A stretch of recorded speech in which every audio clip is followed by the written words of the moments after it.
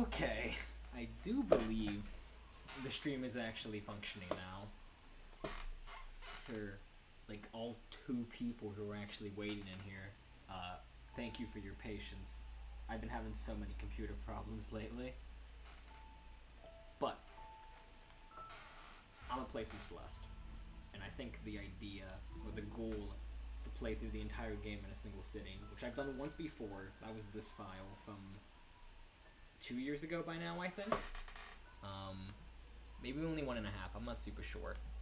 But this is like the best single session playthrough this game I've ever had. Did it in a little under 4 hours. About 360 deaths. Let's try to beat that.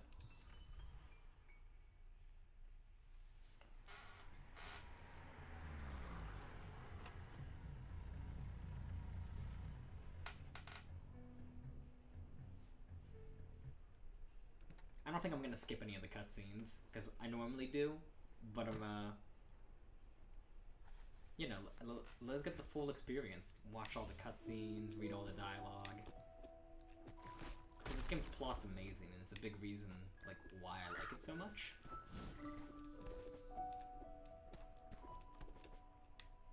It's just that normally nowadays, whenever I go back to replay this game, it's almost exclusively for the sake of, just doing speedruns. Very, very mediocre speedruns. I'm not like amazing at this game, but yeah. Usually I just go back to run through the levels as quickly as possible, which usually involves skipping all the cutscenes because you could do that, but let's not. Because the dialogue in this game is great.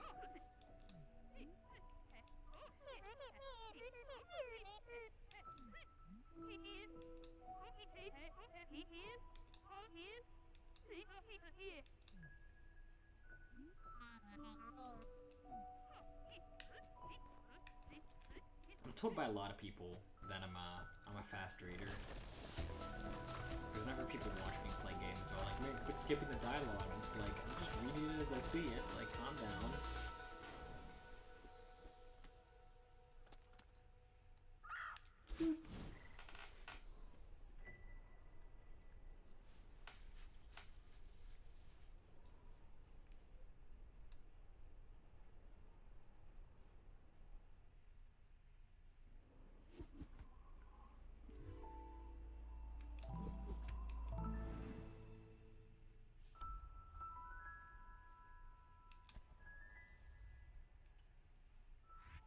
Alright, let's do everything.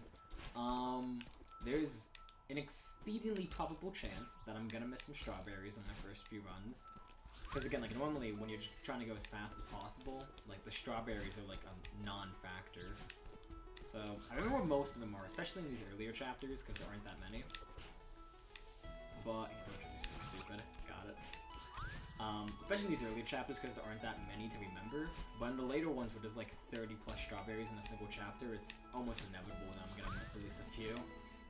Just because I don't collect them very often. Like, this will be the first time I'm actually collecting any red berries since probably that last single session run I did about 2 years ago, that third file I was showing.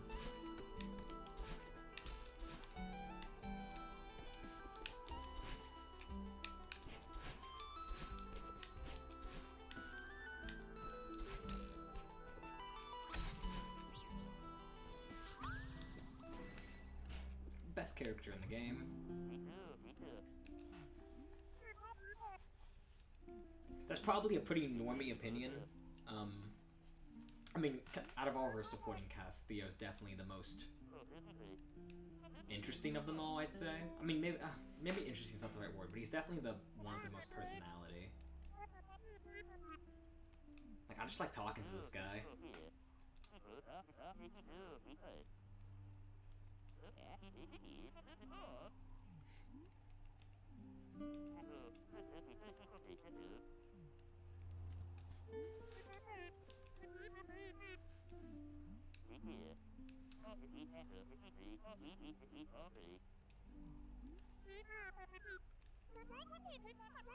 One of my favorite things about this game is how they put little embellishments on all the text, like far off land. Like, it really lets you hear the text in a game that doesn't have voice acting, right? Which is, like, super cool in my opinion. And they do it all the time. Like, probably half of all the dialogue boxes has something like that.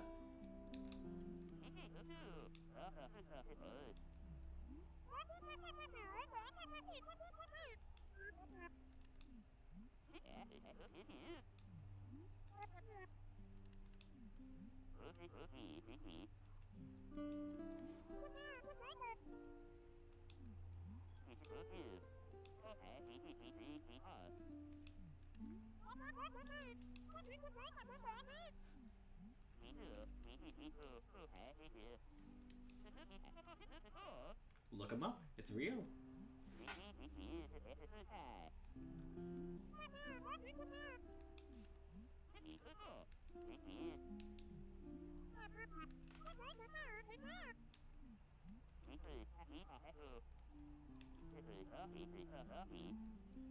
Legit.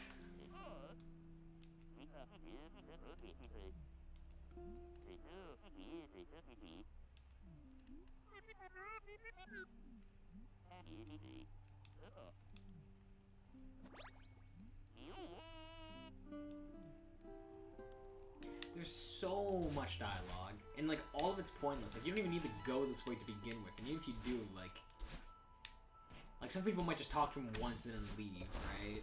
It's wild.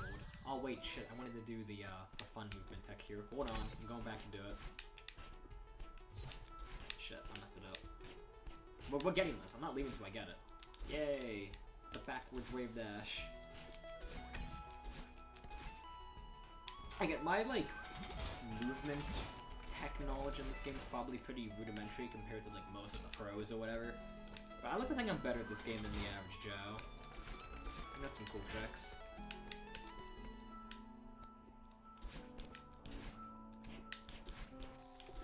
I still remember this code. Let's see if I do. Yeah, never leaves ya.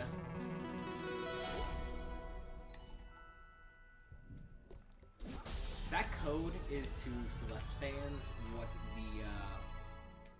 the password for accessing Mike Tyson's fight, or the Dream fight, whatever you want to call it, in Mike Tyson's Punch-Out is. You put it in once and you never forget it. I feel like I forgot a strawberry. Oh well, we'll come back for it later. See, this is what I mean, like, I have no idea what all of them are. I remember the one in here. This is probably like the most sneaky strawberry in this chapter. It's way up here.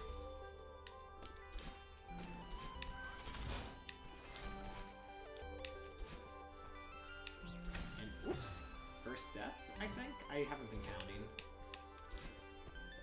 Got a dude in less than 361, only 360 left.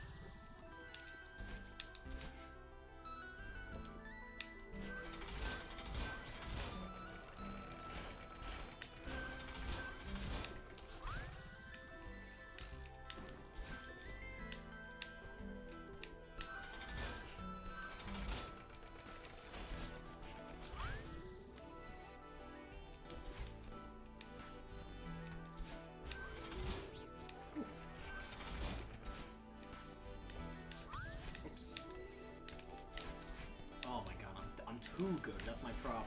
There we go. Yeah, we're just being stupid here. Oh, just barely.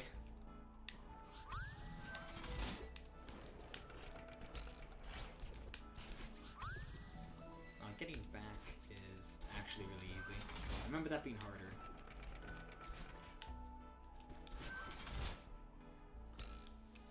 Whoops. Got the level terrain a little bit. I think they want you to go up here and do it like that. I don't know. Like these early chapters, they leave a lot of room open for you to like there's a lot of different combinations of jumps, dashes, and like wall grabs you could do to get through them, which makes sense. Like the earlier chapters are gonna have more room for error. But I mean, it makes these early chapters a lot of fun to just kind of dick around in. I want to do the cool thing here. Hold on. I'm not leaving until I get this one. It's easy. There we go.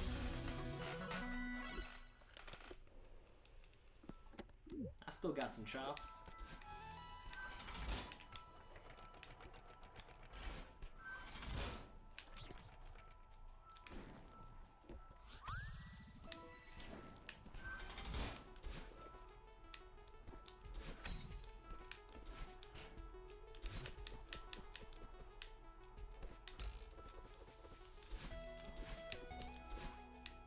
There's a really fun trick you can do in this room, but I gotta get this strawberry first, so I can't do it.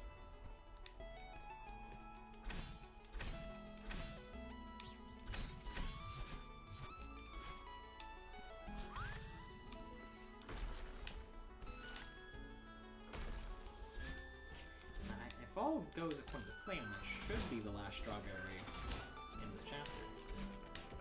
This is the last screen. Yep.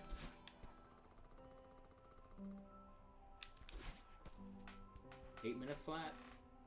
I think my PB for this chapter is like a minute 20, minute 15, something in that range. Again, that's probably pretty mediocre compared to whatever the world record is, but I'm pretty happy with it.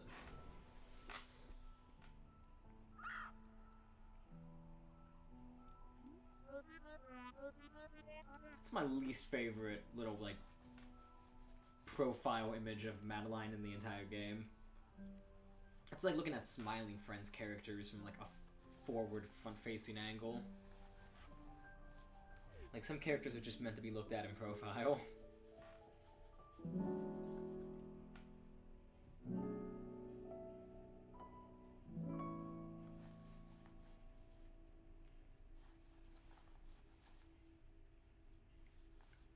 Nice. I like just sitting on those, like, end of chapter stills, because they're so pretty. Nice. A whole 3 deaths, that's 3 too many.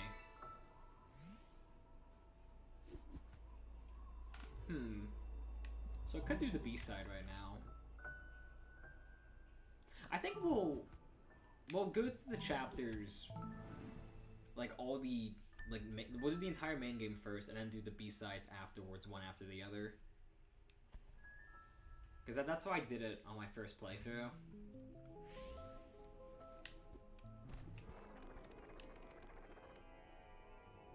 Spooky. Oh wait, shouts to this, like, the most contentious heart in the entire game. I got into a pretty feisty debate over this one with one of my teammates from PSU Splatoon, actually, just the other day. Like, some people really like this one, some people absolutely despise it. I think it's pretty cool. Because it really just comes down to abusing a quirk in the game's engine and, like, realizing, oh hey, there's nothing stopping me from using it, like, right here.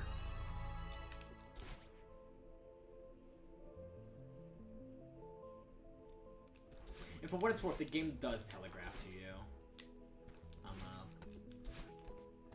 Like, in the real world, once you get out of this, like, trippy dream world.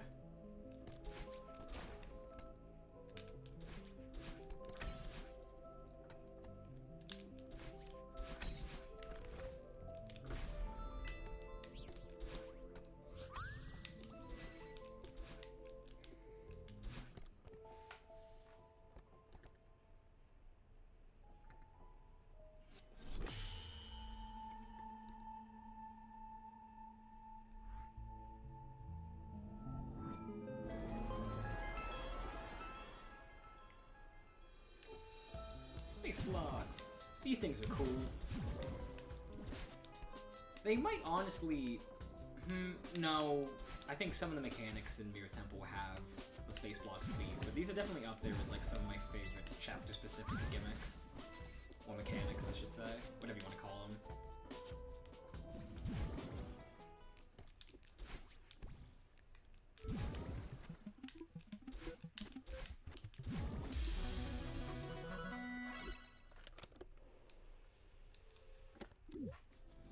Something else I like a lot about Celeste as a game is, like, okay, so how to phrase it? Like, I like how different Chapter 2 is structurally compared to Chapter 1. Like, Chapter 1's a very, like, linear, straight shot from start to finish, with only, like, a few brief diversions for strawberries here and there. It's a very, like, typical platform level where it's just, like, get to the end, like, one level after another, one screen after the, like, the next, right? But Chapter 2 is structured a lot more like a non-linear hub. You kind of, like, work your way through it any way you want. If you know where you're going, it's really easy just to, like, breeze to, like, the next, like, chunk of the level, at which point, the next chunk of the chapter, I should say, at which point it kind of funnels you into a more linear, like, progression, much like Chapter 1. But, like, this open area is just, like, you don't need to do any of this for the strawberries, but it's kind of just, like, a fun little sandbox for you to test out the, mechanics of the space blocks and a bunch of different, like, disconnected challenges. And you can do them anywhere you want, or you don't need to do them at all. Like, it's cool. Like, Celeste blurs the line between, like, linear, fast-paced platformer and, like, open-ended exploration better than just about any other game I've ever seen. Am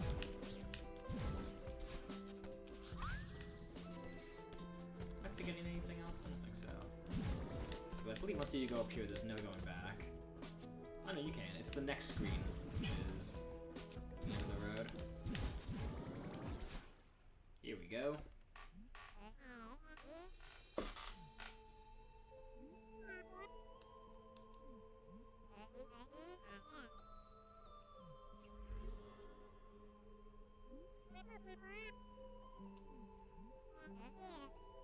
Part of you. Okay, rant incoming. The community at large agrees that this chick's name is Badeline. You know, cute pun and all, just changed the M to a B. And I believe even the devs took up that name, like they're in support of it. I kind of hate it. Like, I hate the name Badeline. Because to me, it just screams, this is a fan-made term. Like, it feels so, like, fake and phoned in.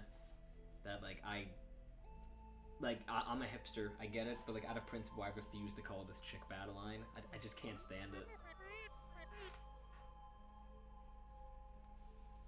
Like, usually it's easy enough to refer to them relative to everyone else, so just calling them by, like, her or she, like, that kind of stuff. If I have to be technical about it, I'll usually just call her part of you. Because that's what the game calls her. Also, she's great. I love her.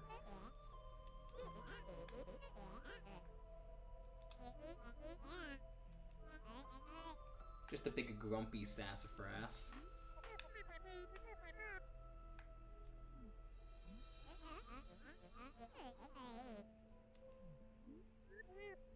Who says I can't be?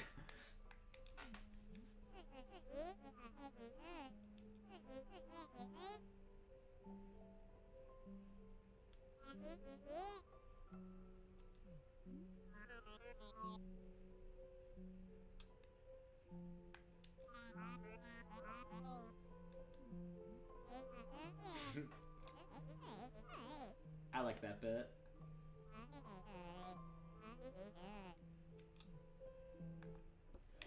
Let's do it. This bit always kind of gave me like some Super Meat Boy vibes. Cause that's like, so this game and Super Meat Boy actually have a lot in common.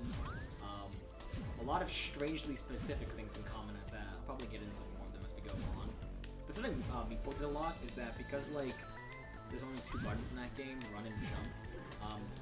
Like every chapter in that game had a boss fight at the end of it, except like pretty much none of them were actually fights. They were usually just like races or chases, that kind of stuff, right? And the few that tried to be actual boss fights, those kind of stuck. Shoutouts to Larry's and Littlehorn. But like this encounter with part of you kind of reminds me of like a typical boss fight in Super Meat Boy, where like it's less of a fight and more just like a straightforward chase. And they do some fun stuff with this one. It always kind of reminds me of like the Cosmic Clone levels from Mario Galaxy. Like, this is a really common mechanic in platformers where you have evil doppelgangers that copy your every move. What am I doing? I always remember this strawberry right here is like the hardest strawberry in the game for some time. And wow, I really got lucky there. Cause yeah, like squeezing through there while the clones are chasing you is pretty tricky. Whoops, I can salvage this. You think I can't? Watch me. Too good.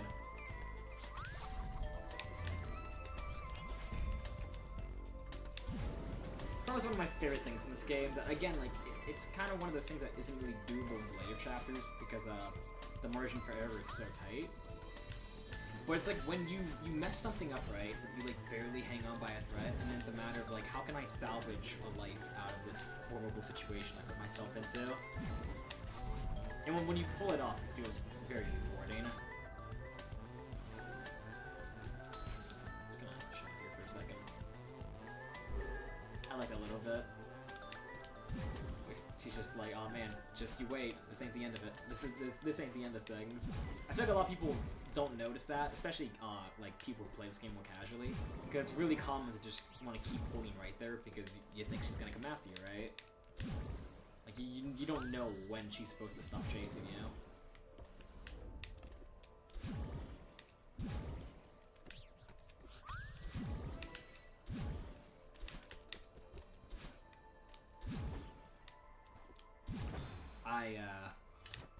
Oops. One of my favorite cutscenes in the game right here.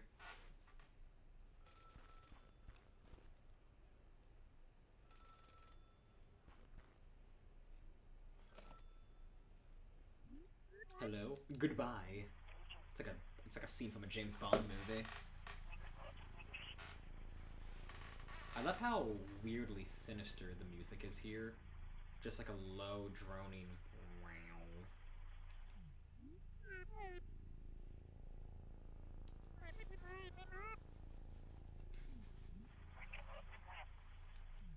Really suits how like weirdly unsettling and surreal this little bit is. Like that whole, you calling from a payphone? Yeah, no, wait, you called me, which doesn't make any sense.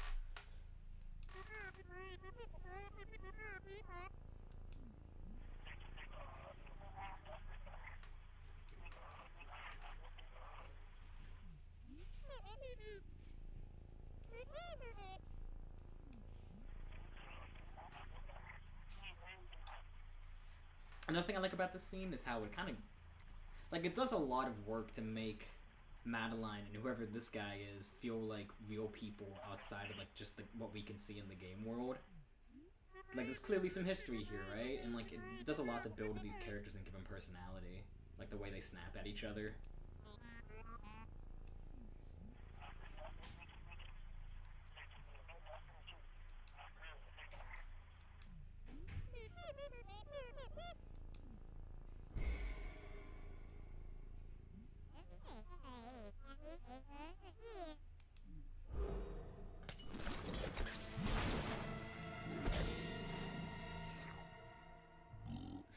I like the payphone dangling out of his mouth.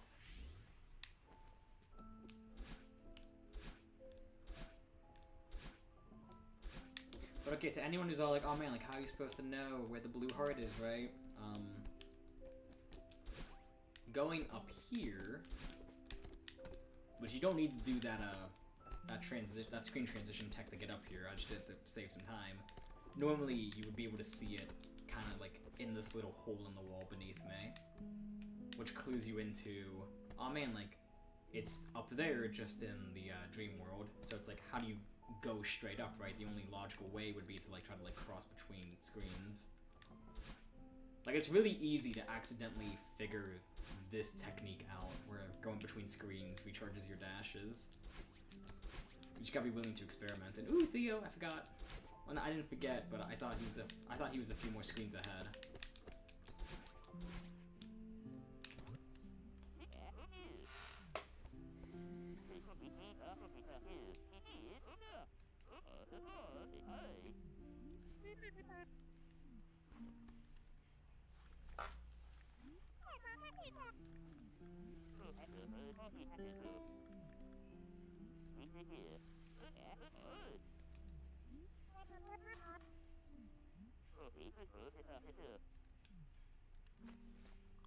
Boop. Turn the flash off, dick.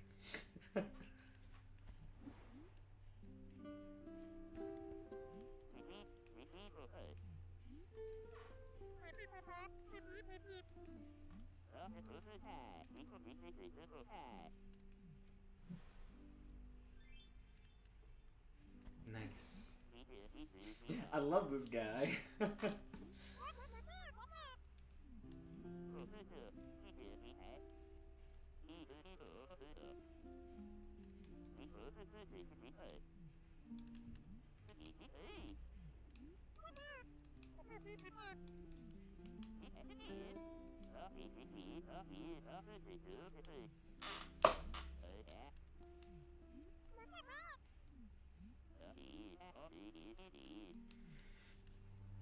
It's true. Can't talk to him anymore. So on my first playthrough, when I encountered Theo back in Chapter 1, my thought process was, oh yeah, like Theo's just like one of like many people you're gonna run into on your way up the mountain. And like he was just like the first one, right? But like every chapter, like you run into someone new, right? And they all have like different stories to tell you. So it was, I thought it was a pleasant surprise to see that he actually sticks around throughout the entire game, basically.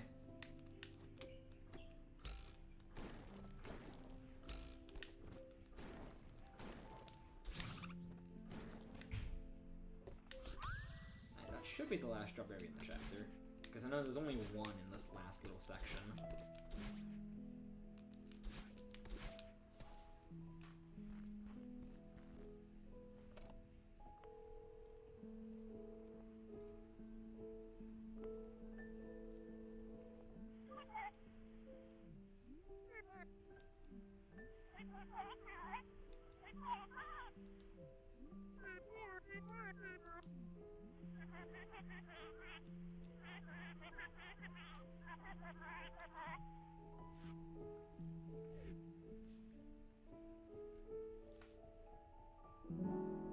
Best screen in the game. I love this one. Like, something about just the way it's framed is so cool. Like the ruins in the background, the phone booth back there, Madeline in the foreground. Excuse me, Madeline, my fault. Like the pillars of light, moonbeams, whatever they are, shining down. And like that one tree on like the far left side. Like, it, like, oh my god, I love this one. Also, a cute little detail that I feel like goes overlooked is I think it's cool that Madeline's mom has... Okay, cool, 18. I think it's cool how Madeline's mom has blue hair. Because that's what Madeline's hair looks like when you don't have a dash, right? Which raises some interesting questions about what the dash is supposed to be. Best tip in the game, by the way. Be proud of your death count. The more you die, the more you're learning. Absolutely true. But yeah, like it raises some questions about like what the implications of this dash are. Especially because like it's never addressed by like a single character directly throughout the entire game, right? I can only think of like 3 instances in the entire game where like something in the game actually like directly like references it. And one of those 3 instances is right at the beginning when the bird tells you, hey, press these buttons to dash, right? But like it's not like Madeline like focuses in on it. She's just like, alright, moving on. Glad to know I can do that.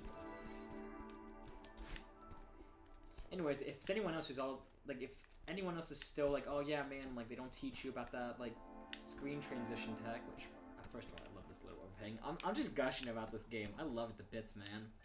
But yeah, this should be right here blatantly exists to teach you about this technique. So then, like, you might be inclined to go back to Chapter 2 and, like, try it out to try to find the heart. I heard some people say, like, oh, it's kind of bullshit that, like, you can't get the heart unless you know tech that the game doesn't even teach you into a later chapter. But, like, one, like, it's entirely reasonable. Not reasonable, maybe not reasonable, but entirely possible that someone might figure this out on their own in, like, any of the previous 2 chapters. But also, like, if you're a new player playing this game blind, you probably don't even know the hearts exist as collectibles. So, like, you'll probably just, like, keep moving on until you get to this chapter, which is actually the first chapter that really, like, makes it obvious that, like, the hearts exist, right? So, like, you probably won't even, like, think to, like, go looking for a heart in Chapter 2 until you do this chapter and, like, learn that technique, assuming you get that strawberry, of course. Anyways, rant over. Like, I feel like, no, it's not over. Like, that complaint about Chapter 2's heart, I feel like only applies if you're the kind of person who, first of all, knows that hearts exist on, like, their first playthrough, and also knows, or, like, not knows, but, like, someone who's incredibly stubborn and refuses to move on from a chapter unless they've collected literally everything in it. Which just isn't every player, right? So I think it's kind of closed-minded to be like, oh yeah, like, this is objectively bad design. Anyways, now rant is over.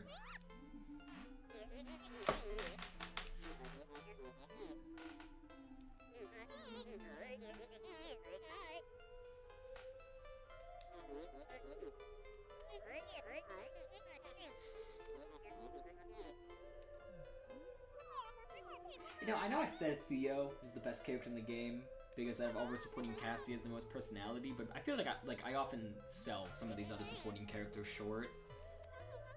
Like Part of You, Mr. Oshiro, like they got a lot of good lines, a lot of good bits.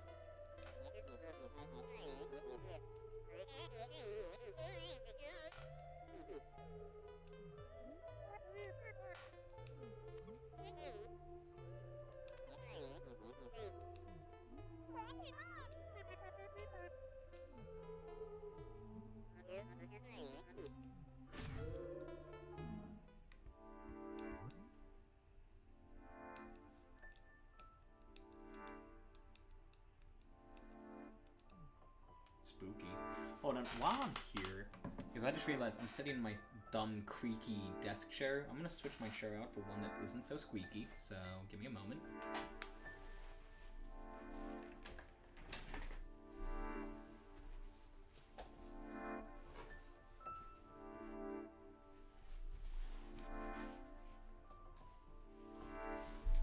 Alright, chair's been swapped, but now because I'm still standing up, I'm gonna go fill up my water bottle so I don't kill my throat.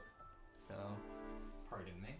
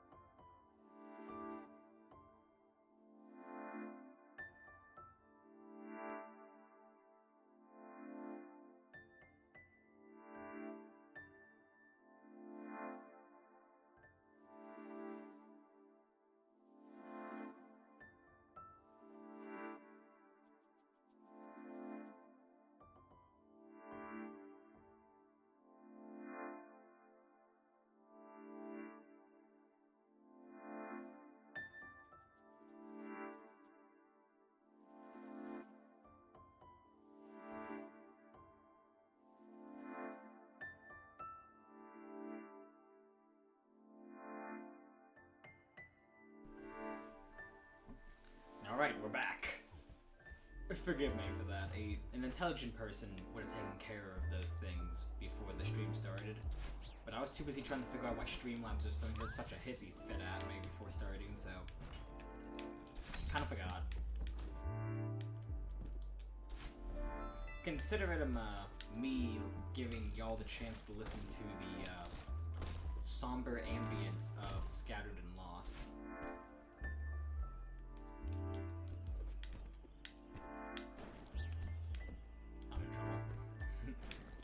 Again, though, like, salvaging those mistakes into, like, actually good lives is so much fun.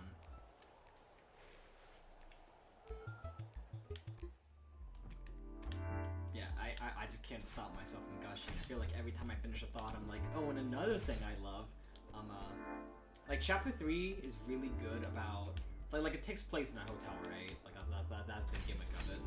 And it's really good about making the Celestial Resort feel like a real place, because a lot of the rooms link up in clever ways like that. So like that strawberry we saw earlier from when we were still outside, up above we got like a hint of like where the tape is, but we're not gonna be able to get to that room until much later in the chapter when the rooms start to they start to bend back on themselves. It's cool. It's so cool. Like, if Chapter 1 was a straight line with, like, minor diversions along the way, and Chapter 2 was, like, an open hub that kind of funneled the player into a, like, more linear second half, then this chapter is, like, a weird, crisscrossy labyrinth that kind of, like, goes all over the place.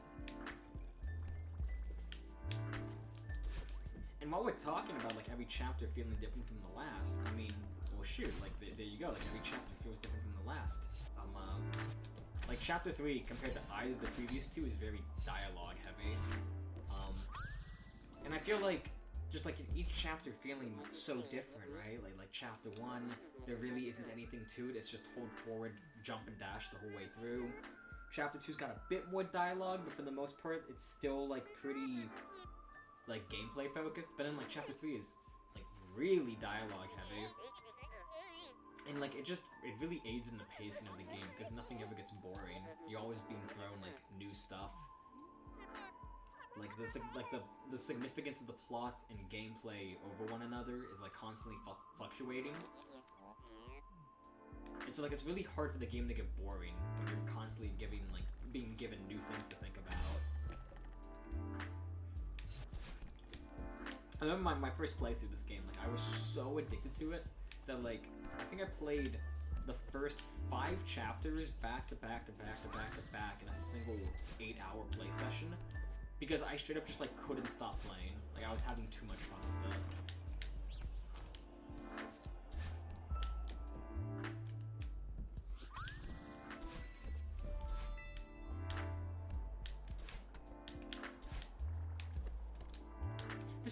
This strawberry always confused me, because it's like, you think I'm on solid ground right now. Like, I don't really understand why the game doesn't just give me the strawberry, because normally the rule is only if you're on, like, unsteady ground. Like these breakable blocks right here, like, yeah, makes total sense. Or like the moving traffic blocks, or like the space blocks standing on top of them. Like, yeah, those all make sense for why you shouldn't collect the strawberry, like, when you stand on them. But right there, like, you're just on totally normal. I'm dead. You're just on totally normal ground, so, like, it's kind of strange. I get why they do it, because, like, it's like, oh man, getting to the strawberry is easy, but, like, getting out of it's, like, the actual challenge. Can I just do this? Apparently not. I always remember this strawberry being, like, deceptively difficult. If I pull back immediately, there we go. I don't salvage this. Totally right. Yeah. I don't know how else you'd do it. I like this little strawberry because it feels like without wave dashing, that one's, or hyper dashing, if you want to be a dick about it, that one is like genuinely pretty tricky, especially for a lot of new players, just because it's so, like, the dust bunnies move so fast. But wave dashing really trivializes that one.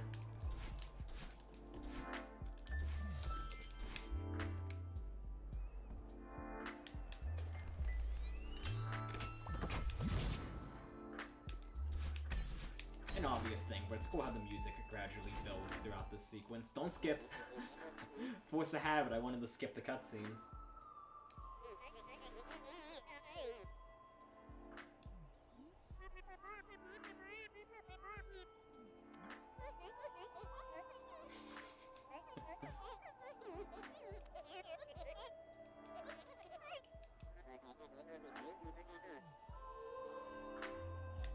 Okay, low-key, whoever thought up the phrase, the customer is always right, that man's an idiot. The customer is almost never right.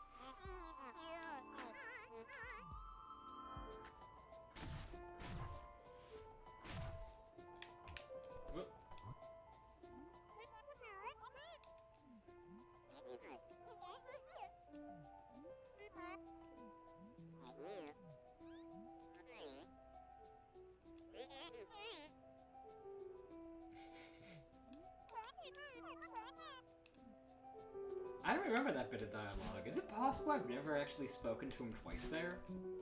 I'm probably just full of shit.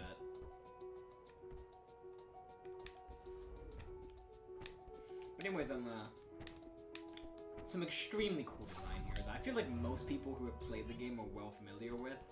But in case you don't, allow me to enlighten you. You gotta do like 3 linear chunks here, right? Like that main room that we were just in with all the clutter, like it's a bit of a hub, and then there's 3 paths you can go down.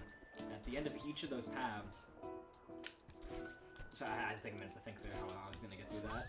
At the end of each of those paths, there's a button that removes some of the clutter, right? Of which there's like 3 colors. There's like the brown boxes, the green books, and the purple towels. And I suck at the game. So you go down each path, and once you clear out the clutter, right, then it disappears in all of the rooms in the entire hotel, including these ones, right? And so the idea is that you could do any of those 3 paths in any order you want, right? But the second and third ones will always be harder because some of the platforms would be missing. Like, if I did this one last, then, like, this purple, like, tower of towels I'm standing on wouldn't be here because I would have already cleaned it up, right? So that room would have been made harder. So, like, it's a really cool way because you get all the benefits of, like, non-linear design. Like, oh man, like, the player has the freedom to, like, go through this in any order they want, right? Like, non-linearity is fun in that way because it gives the player, like, the freedom of choice. A bit more agency in how they get through the level. But the downside of non-linearity is it's really difficult to actually have, like, a difficulty curve. Because if the player can do anything in any order they want, then what's stopping them from just accidentally stumbling onto the hardest section first, right? And that's not good pacing, because then the player's gonna get stumped and then they're gonna want to quit. And even if they push through it, the reward is, like, the subsequent challenges afterwards that they're better equipped for are now easier than the one they just did, right? So, like, non-linearity, like, it has its pros and cons, but, like, a setup like this, you get all of the pros of none of the cons. And it's so smart the way they set it up. It's actually genius.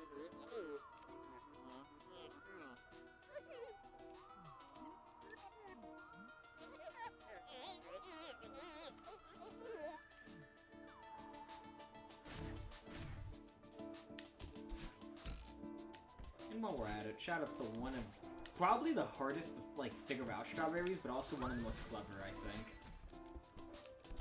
Like, it really comes down to, like, you thinking about how clean up the clutter works, right? Because that hole in the ground I fell through to get to that strawberry used to be... Oh, excuse me. Like, that used to be where some brown boxes were, but since I already cleaned them up, like, that hole was then opened. I'm probably terrible at explaining this, forgive me. It's complicated.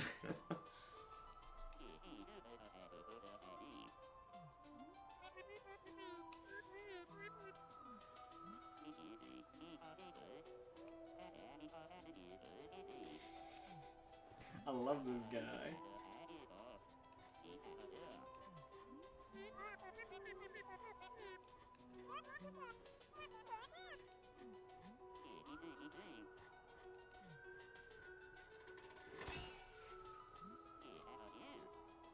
Color expert on creepy old dudes. Like, I'm telling you, could hear the text.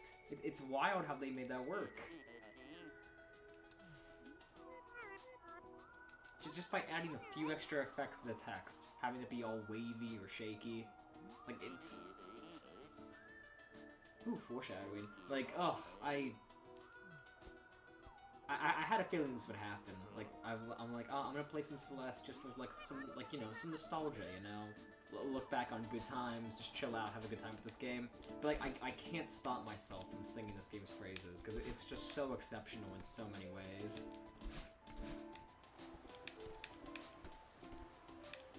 So, like, you could start to see... Oh, dear. Can I salvage this? Hold on. I'm gonna make this work. Check it. Yeah.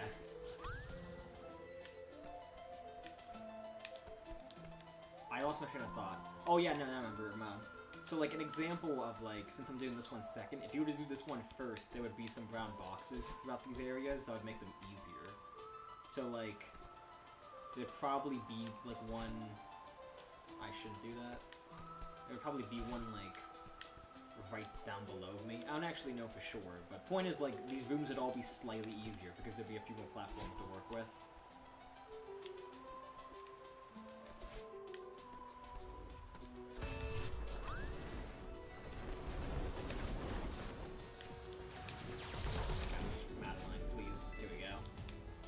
And then one of the coolest parts in the game, going back through this area backwards, but now without any of the towels, since we just cleaned them up. I guess if you want to be technical about it, it probably makes the most sense to do this one first, because it makes going, like, because you kind of have to do this one twice, forwards and backwards. Oh my god. Pattern recognition, it's not my thing apparently. Despite me loving Punch-Out. Oh my god, I'm terrible.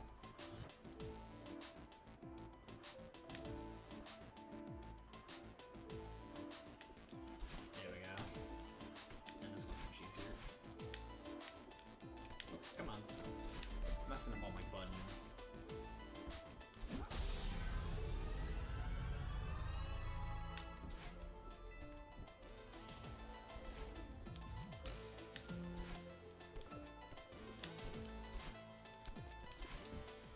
Don't skip. I force a habit. It makes me want to skip these cutscenes.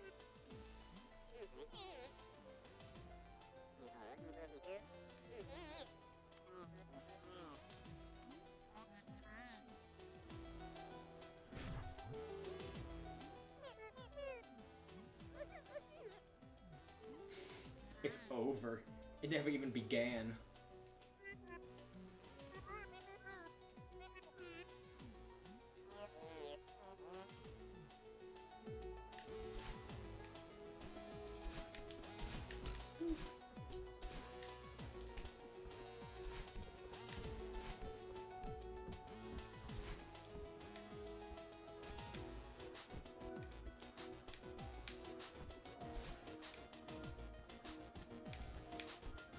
I was remember this strawberry being easier than. Never mind, it's really hard. I just suck. Yeah, no. I always remember this strawberry. Jesus, can't speak right now. I remember that one being like deceptively easy. Like it looks a lot harder than it is.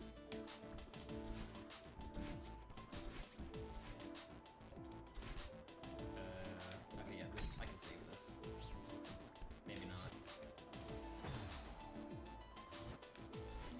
Let's cheat to make this one easier.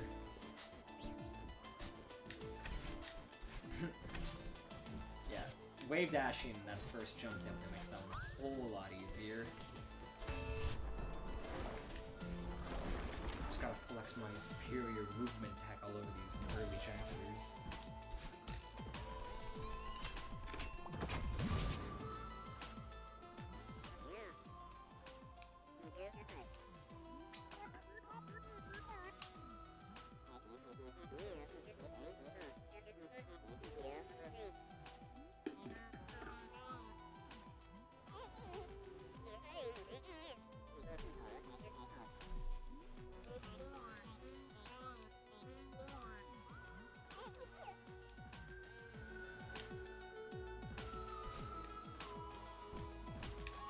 I really like this room a lot. I should really stop saying I like or dislike things, because every time I do it, the opposite happens. But just like that pattern of the dust bunnies moving up and down. I know it's coming and it makes me crack up every time. Just upside down Theo, looking so smug.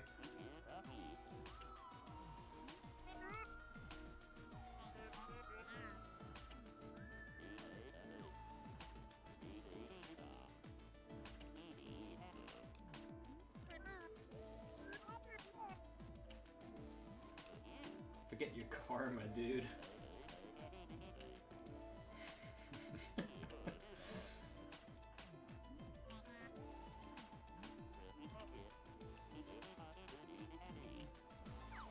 He's so cool. Like, I would date him if he were real. And if I were gay, which I'm not. but that's besides the point.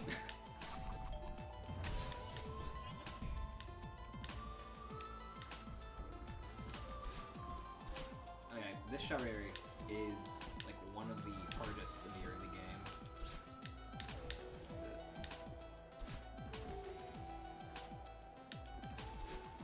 Nope. Messed it up. Like, you really gotta plan ahead of this one. There we go. Right, now I have a bit more room up here to get my dash back. I'm so dumb. I wonder if my mic picked up my face palm there. Alright, I just made this a bit harder myself. I missed my wall bounce. Shouldn't be too big of an issue. There we go. You know, I really like rooms like this, where the dust bunnies kind of just move up and down like this. It's really good for wall bounces. And Chapter 3 is full of rooms like that. Like, not only in like the main story, but also in the B and C sides.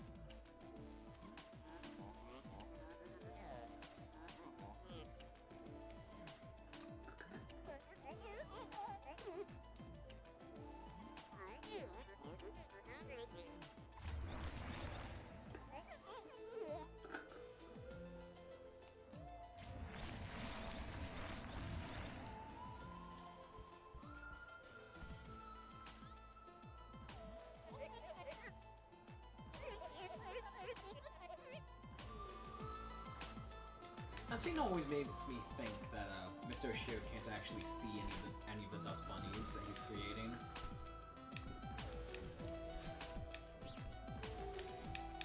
It's also just a pretty cool scene for what it's worth. Because in fact, this entire chapter, right? Like, I'm so dumb. I'm making a lot of rookie mistakes.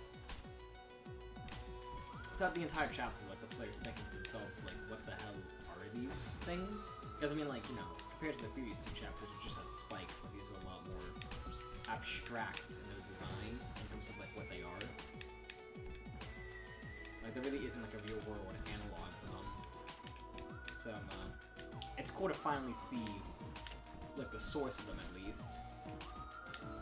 And it makes sense like thematically, because the dust bunnies, like, there's a lot more of them towards the end of the chapter than there were at the start. We're fine. And we finally come full circle. And geez, finally is right. This chapter's been taking me a while. I'm used to being able to do this one in like 8 minutes, and here I am, like, not even like near the end yet, and we're 25 minutes deep.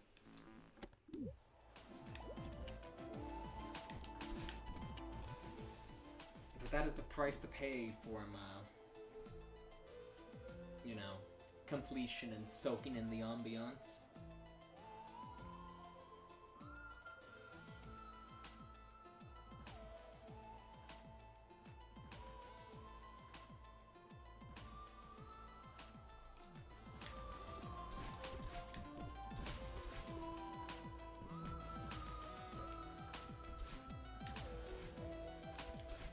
Remember, is there nothing up here? Yeah, it's just these two strawberries.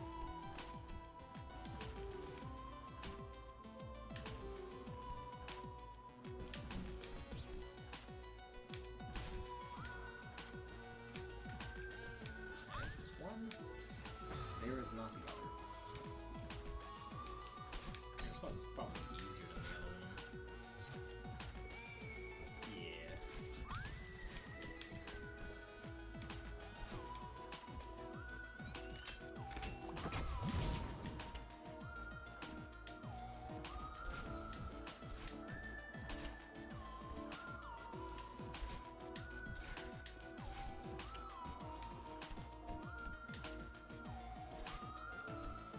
Too early. And we made it.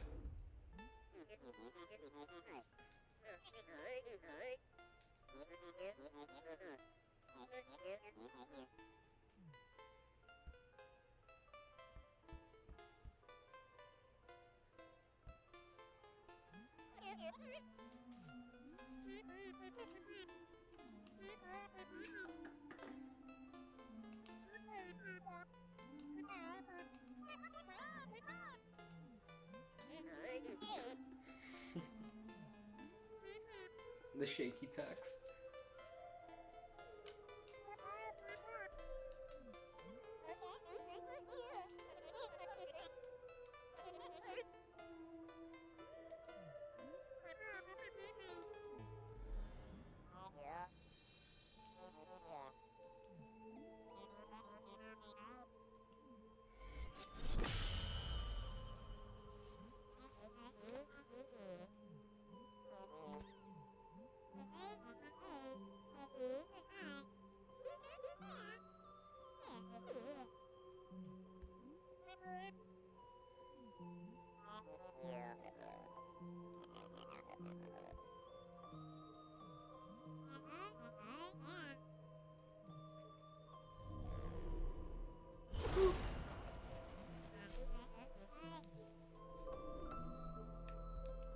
Whoops. Talk to the old man.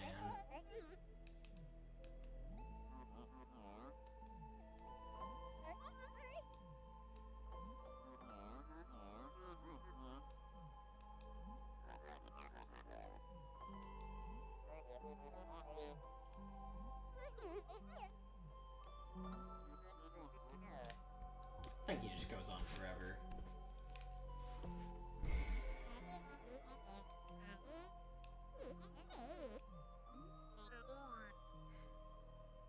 So there's something really, like, freaky about this little exchange here. And I don't know if it was intentional, but it's something I always think of that I think is really cool in the writing department. And that's how, like, these two things, right? Like, leave me alone and why won't you go away? Those are the first two things that Madeline's actually saying to her in the real world. Like, in the last chapter, like, she blatantly admitted that, like, oh yeah, like, some weird evil doppelganger coming out of a mirror, like, obviously this is just a dream, right? But here we are in the real world, and she's not even denying, or, like, not even questioning what the hell, she's doing out in the real world, right? Like, not even questioning the logistics of it. Which, I mean, I feel like you could say that just goes to show that, like, how wrapped up in her own mental problems she is. That she doesn't even question the idea that, like, they might be able to take on physical form.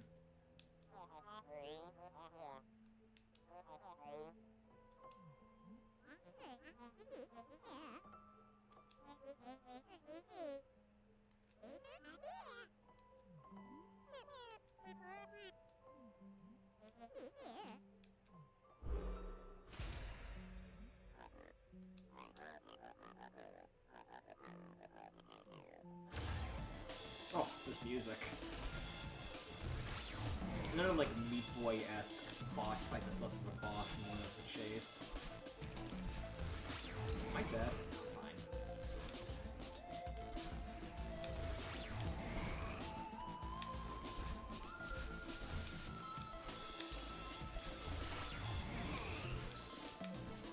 Oh, what the hell is wrong with me?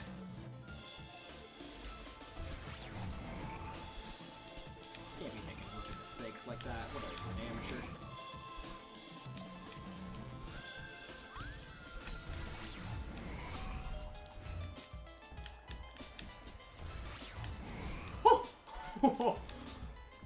Like, last frame I could have grabbed the wall there. I think this screen is where it starts to happen. Yeah, I can already tell. You got, like, that cool sunrise in the background. You get so many cool colors, like the yellows coming up really contrasting with the blues and purples. And, like the music keeps building and building, and oh my, like, dude, like, I can't say enough good stuff about this game. It's just, like, an actual masterpiece.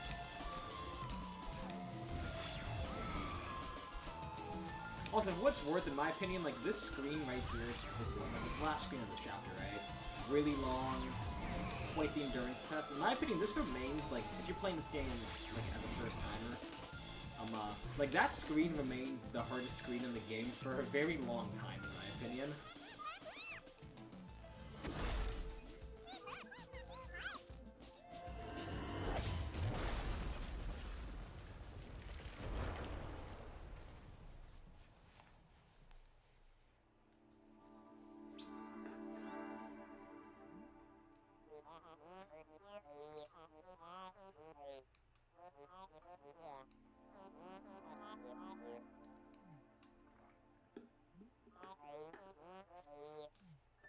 Just leave me alone.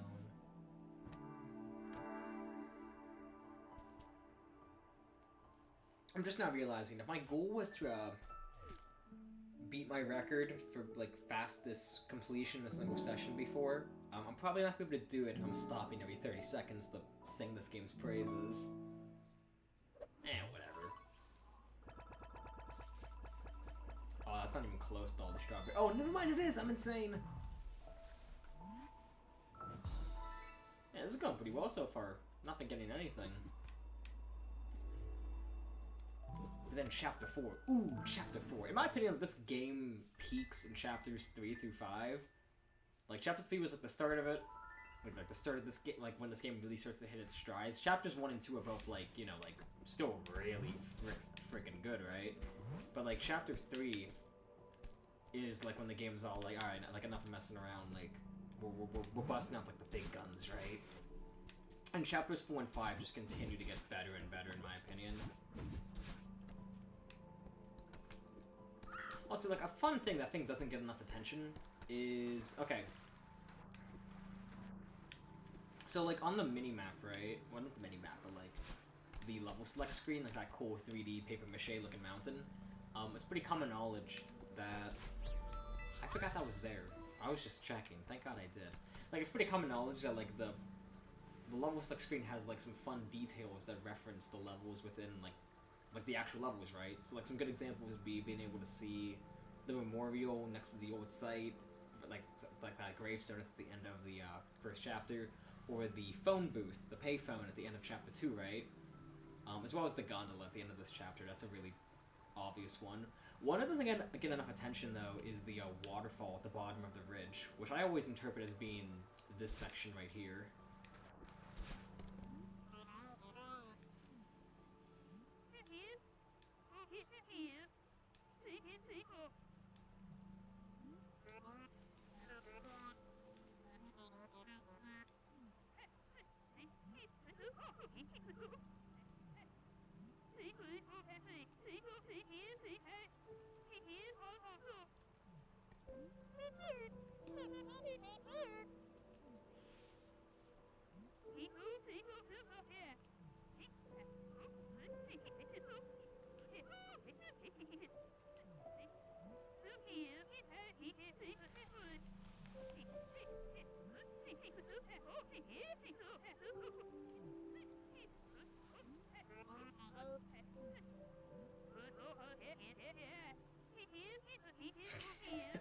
She doesn't even try to hide it. Just so, ready to call it quits.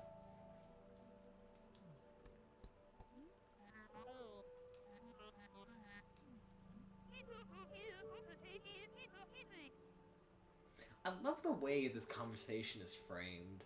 Like Madeline walking past, and then like the old lady keeps talking, but doesn't like turn around to talk to her face to face. And Madeline stops as if like she's considering or contemplating what she's being told here. Like it's oddly cinematic for a game that only has 2 dimensions and obviously no voice acting, right? Or really, like, even the character sprites, like, they don't even have faces, but, like, I feel like I can envision this scene as if it were, like, a movie.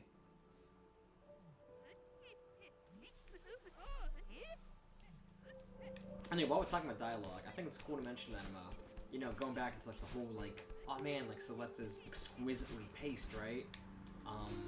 Chapter 3, as I said a few times, is incredibly dialogue-heavy, and then immediately following that, you get Chapter 4, which has almost no dialogue in it. Like, that conversation at the start is the only bit of dialogue we're gonna get until the end of chapter, like, cutscene at the end, right? Duh. Like, we're not gonna get any more dialogue until, like, the very last scene of the chapter. And I definitely think that was deliberate, right? Like, you get just, like, a really quiet, somber chapter to kind of, like, get your thoughts together after the shit show that was Mr. Oshiro's hotel. And, like, how that whole situation shook out.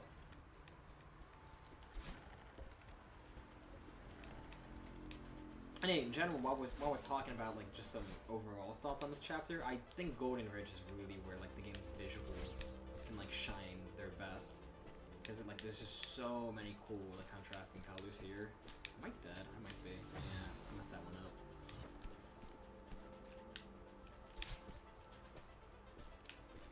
There we go. You want to save your stamina for that jump in particular.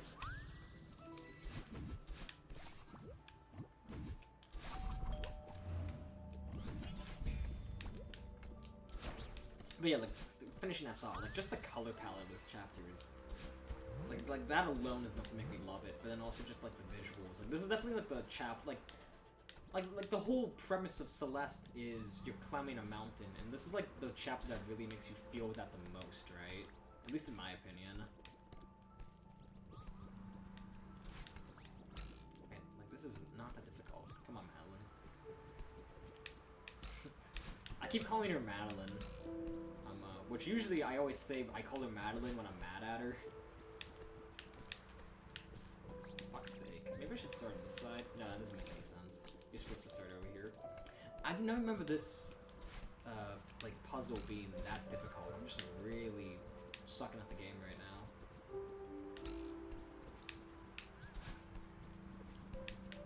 There we go. Yeah, like, this is the chapter, excuse me, that really makes you feel like you're climbing a mountain more than any other chapter, and just the visuals of being so high up, like nothing but clouds behind you, and the sky, like, it's so cool. Or like these big twisty roots going out of, like, the walls and ceilings, like, damn, art direction's so cool. What is not cool is the way I'm playing right now, like, oh my goodness. I'm not gonna be able to get through the B-sides or farewell like when I'm playing like this. Like, come on, dude. Patient.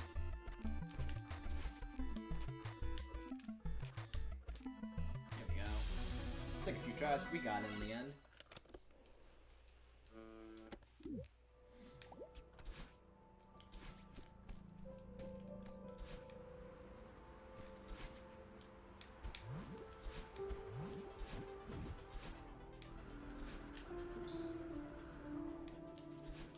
I think I have to do this one. No, I don't. I remember.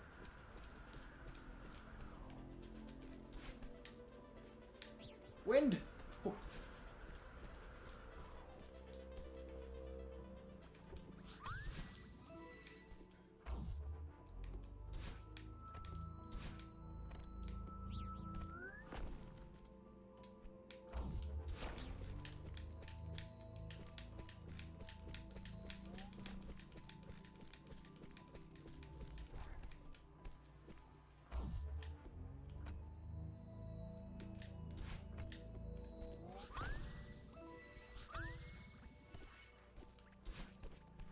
Again, just some level design talk.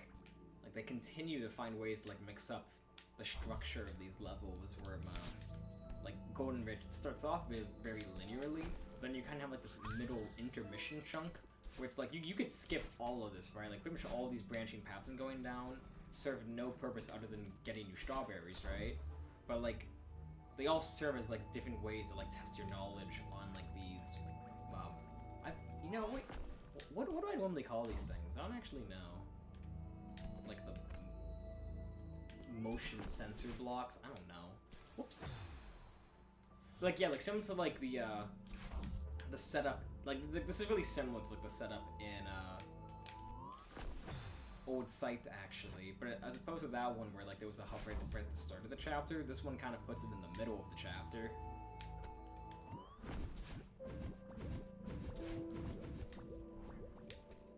And all of these rooms exist to try to like develop your own skill with the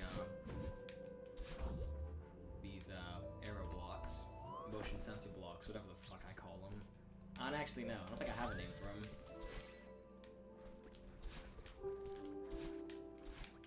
Go that way.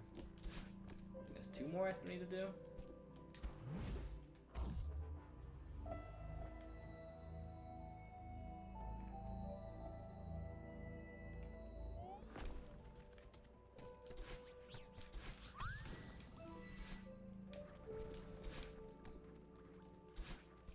Might just be all of them. Oh, wait, no, there's one in here.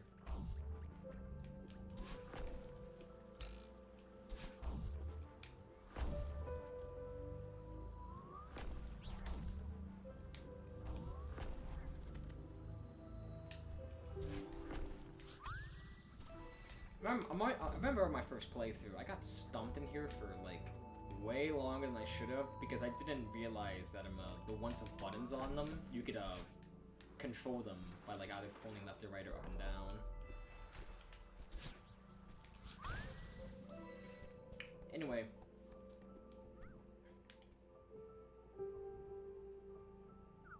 Yeah. There's like a whole 3 things in this game that I don't like, and this part is one of them.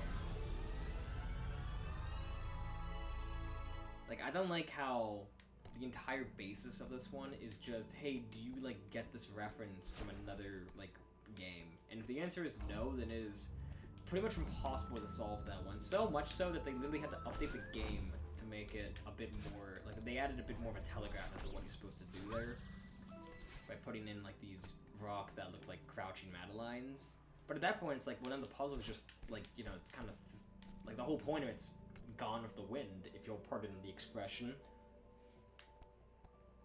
Like this puzzle is just stupid in my opinion. I don't like it.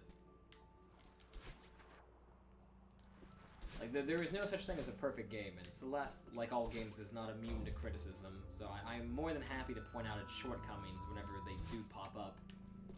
However, I will say, those shortcomings are extremely rare. Like, I can count the number of bad things in this game on a single hand, probably.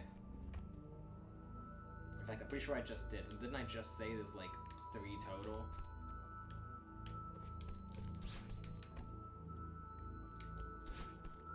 There's nothing in there, right? I don't think so. See, now we're getting into the territory of I don't remember all of these chapters super specifically.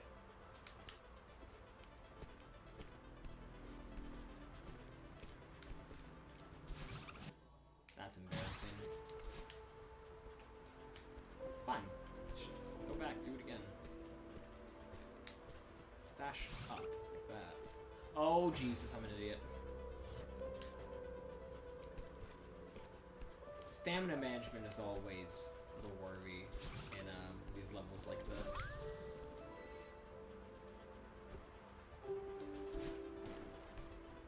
Because wind means you can't just jump on a wall over and over again to keep your stamina going. Like, you kind of have to hold tight the entire time.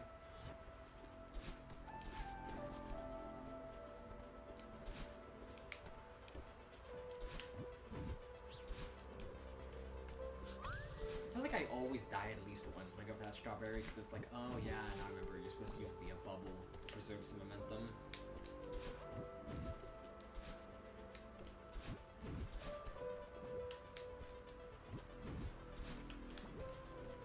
Wait, is there really nothing up here? I could have sworn there was. Again, we're hitting that territory where like my memory of these chapters is getting more and more fuzzy.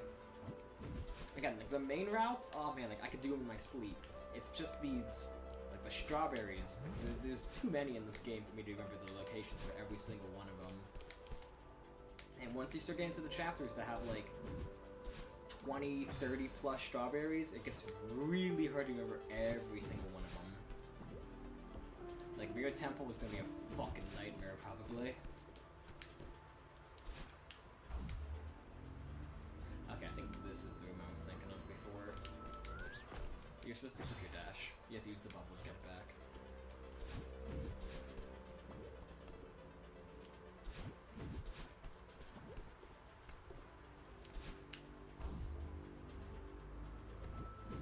Like so. Now scoop, dash, go up, easy.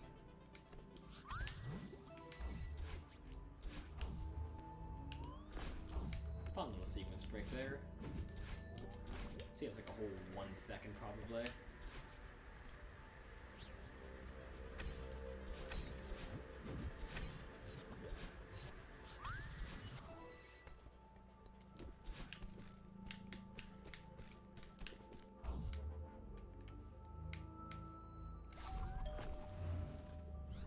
Wait a minute. Can I save this? I think I can. Nope.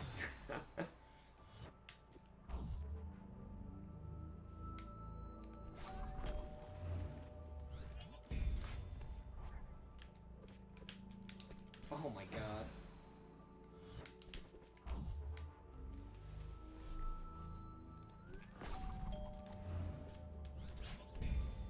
You know, I know I said I was planning on doing the entire game in a single sitting, but that's starting to seem exceedingly unlikely. I can already feel my brain clocking out. Maybe, bare minimum, we'll try to complete the main game. So, what, like 3 more chapters after this? Oh my god. No, 4, because the core would technically count. Oh my god, I don't know. Oh, wait, I remember this strawberry. It's awfully sneaky.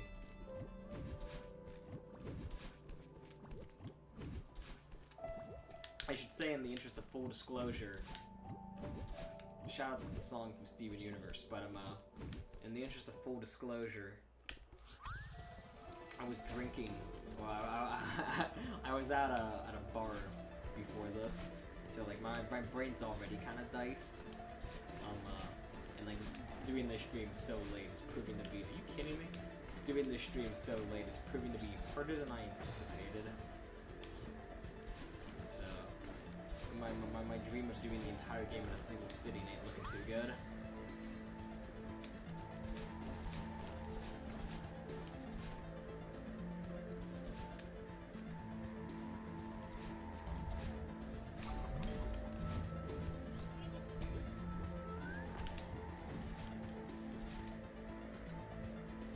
Oh wait, no, I just remembered something else I don't like about this game. These damn snowballs. They're like the worst mechanic in the game. Don't question it. Yeah, like this chapter was so close to being just like an absolute home run, and then in like the last like minute of the chapter, the last like 6 screens, they introduced this new snowball mechanic, and it's terrible and I hate it.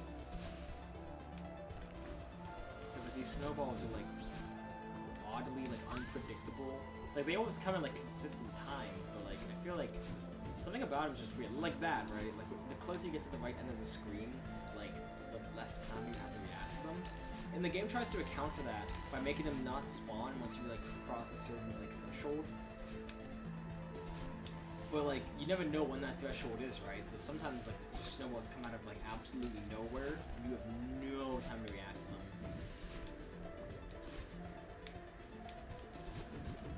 I think we're out of the snowball zone. I do like the progression of the wind in this chapter as well, though. Like how, like early on, it's like pretty mild, and like it's just kind of like a. How to describe it? Like the snow, not the snow. The wind isn't too big a deal, right? Like it's just kind of there to like add some additional challenge. But now, like it's so strong, like you basically can't vote against it, right? Like you kind of just have to go with it. Or in the case that like, in the event that you have to go against it, it's like the only way you can move to the against it is by dashing. I like this screen a lot. It's a cool one to end the chapter on. Anyways, time for the best cutscene in the game, in my opinion.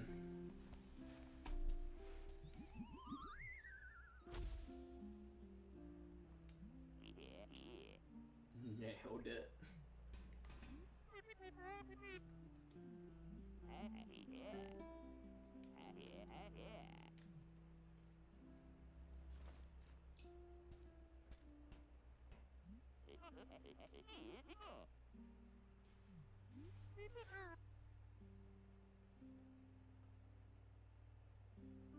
I'm sorry, I might be gaslighting myself. Did I call this thing a chairlift when I was talking about it at the start of the chapter? I feel like I might have.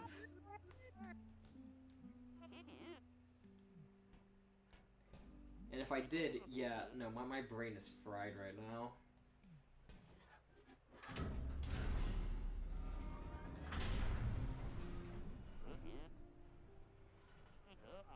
Easy every time. It's like the best line in the game.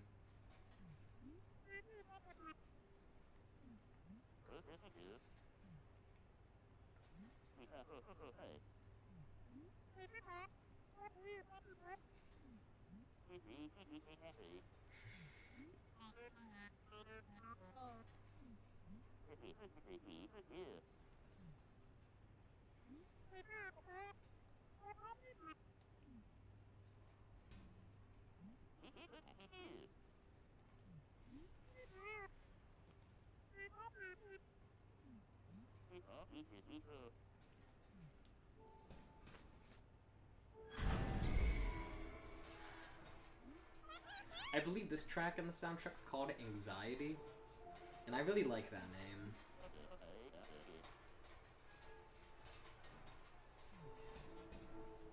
Like, it starts off very, like, mild and subdued.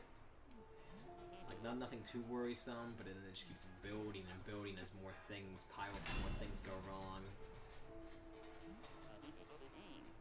Well, that's not good.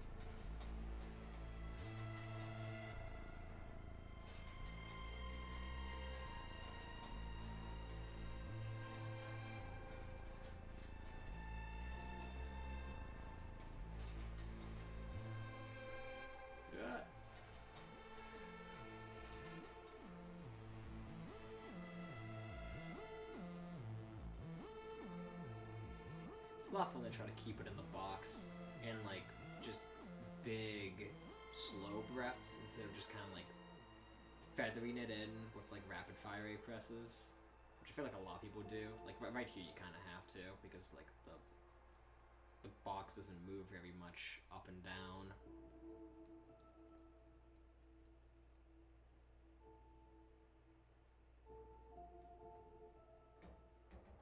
Boop. Easy every time. Man, Theo's so cool. I wish I could be as cool as him.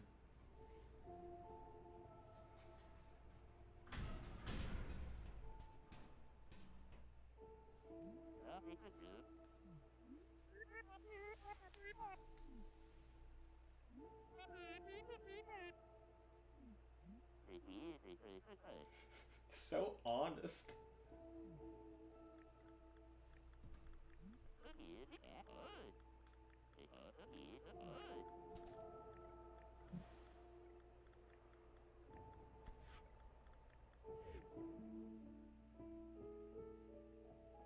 I love that cutscene so much. Like just everything about it.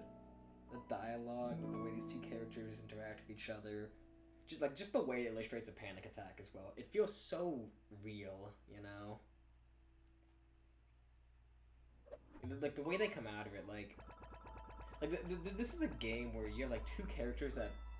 Fuck! I finally missed a few things. Like, this is a game where you got two characters that, within the context of the narrative, like, they don't... Like, they've probably known each other for, like, half a day at this point. Because, like, they meet in Chapter 1, which is supposed to take place in the middle of the night. And then Chapter 4 is, like, right as the sun's coming up, right? But, like, you really... Like, I buy the connection between them. Like, they genuinely feel like friends. In spite of the short time they've known each other. Like, that's not easy to do. Especially in, like, a video game, which is mostly an interactive medium, not necessarily, like, a narratively driven one. But anyways, should I go back for the strawberries? I should. Oh, man. This is gonna be a pain in the ass. It's easier now to find them, though, because now we have the marker at the bottom. Like I said, every time I go for this one, it takes me a few tries. I'm gonna recollect a few, just so I know, like, which ones are which. So, like, I know, like, if I get the one before the one I'm missing, then I gotta start keeping my eyes peeled. Madeline, please. Work with me, not against me. I like cheeseless. Nope. That was my fault. Sorry.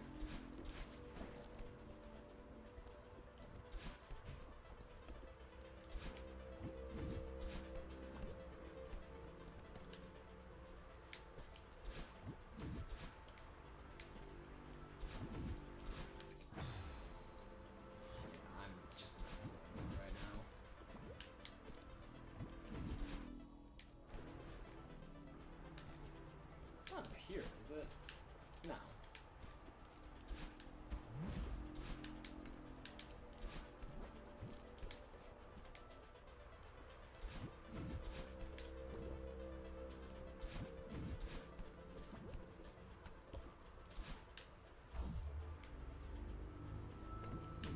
Re-click this one, just so I know where I am.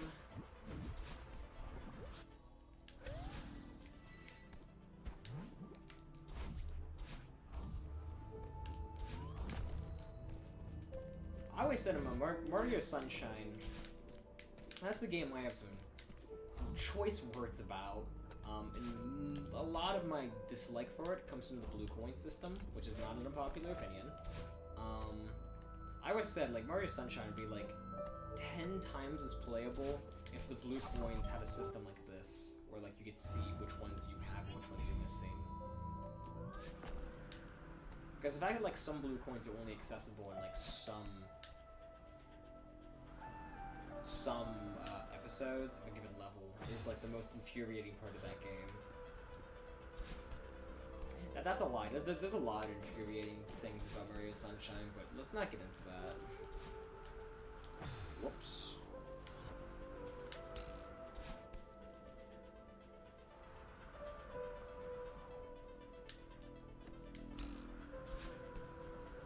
Oh, it's right there. How did I miss that? Come on, Madeline. What are you, a rookie? Guess it blended in. And now we need the first one in this area.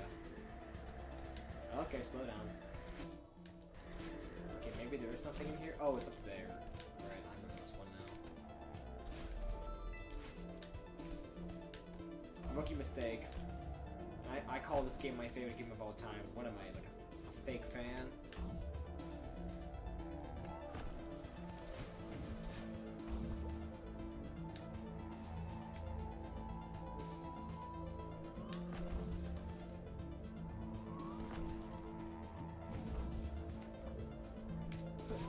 Easy. I believe we could just exit out of the chapter now, right? Yep, no need to do the rest.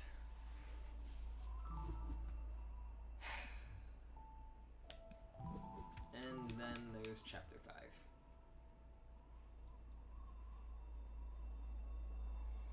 I really like this chapter. It's my favorite in the game. My dilemma is that I really want to go to bed right now. And I'm worried I won't be able to, like, fully appreciate this on stream if I'm, like, super sleepy.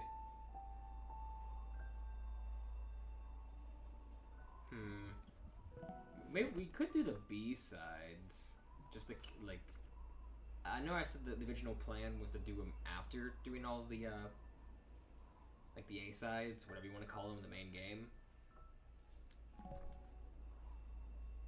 I mean, like, at this point, like, it's clear I'm not getting to the end of the game in this session. Like, there's no way. Absolutely not. I should have started this at, like, 10 p.m. and not midnight. I'm such an idiot. I feel like I'm slurring all my words together. I'm not even, like, that drunk. I had, like, 2 drinks. Jesus, what is wrong with me? Yeah, we'll do some B-sides, and then we'll call it.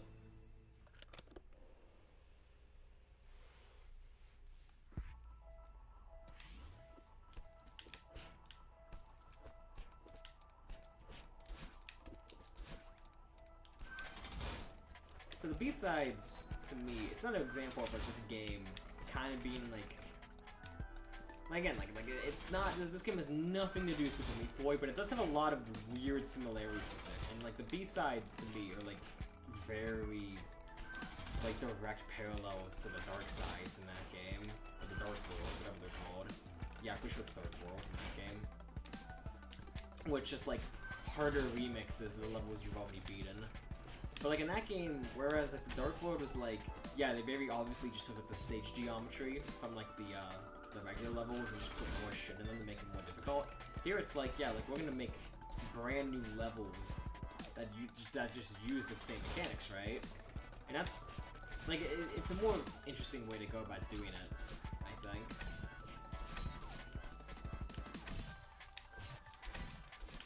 That's a pretty good run so far. Have I died once yet?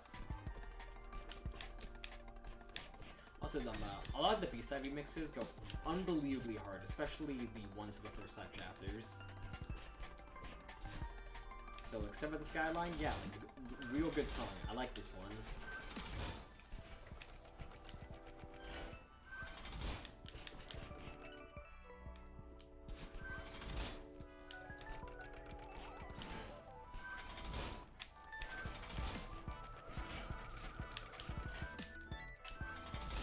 I like this one a lot. It really tests your ability to be patient with the zippers, or traffic blocks, whatever you call them. I think the official name for these things are zippers, but I always call them traffic blocks, because that's just what they are. Very apt name, I know. Oh, whoa, that is not how you're supposed to do that one, but okay. Whatever you say, Miyamoto. Whatever you say, Maddie Thorson. Extremely okay games. I don't know, who was the lead level designer in this game? Was it Maddie? I don't even remember. I feel like Maddie was just the writer. Again, real fan I am. Oh yes, this is my favorite game. I don't even know who did what on the staff.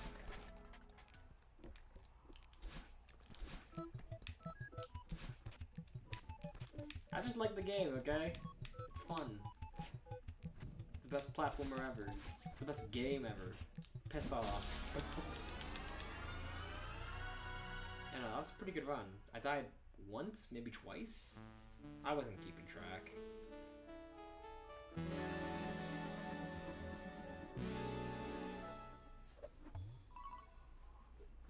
One. Haha, one! Black Moonrise. Another good remix. Also, in my opinion, this B-side is arguably easier than the, Chapter 1 B-side. I don't know. I feel like the space blocks are a much simpler mechanic to grasp than the, zippers. And most of the challenge in this B-side comes from your ability to do this tech where, you jump out of the space blocks to preserve the, momentum you get from them. Which is, like... It's not a very difficult thing to get the hang of. I don't know, maybe some people struggle with this. But, like, it's really easy just to buffer that, like, really far in advance. It's a very generous window to buffer the jump. Where things get interesting are the screens like this, where you have part of you chasing you.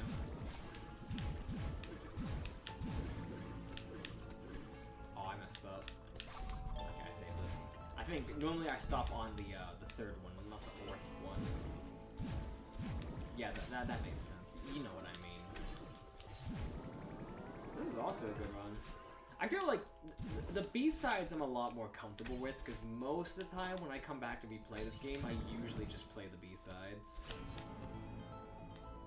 Like, no collectibles to worry about. They're a lot shorter, so it's easier to, like, pick up and play them. So, like, usually whenever I come back to play this game, it's like, oh yeah, like, I'm feeling like, you know, just playing some Celeste, keep the fingers warm. Also, shouts to that doofy face up there, with the 2 keys looking like eyes and the spikes on the top looking like, teeth. But, like, yeah, usually whenever I play Celeste these days, god damn it, no Deathless Run. Whenever I play Celeste, it's like, oh man, like, I'm kind of bored, let me kill some time by, like, just picking up and playing Celeste for, like, 10 minutes.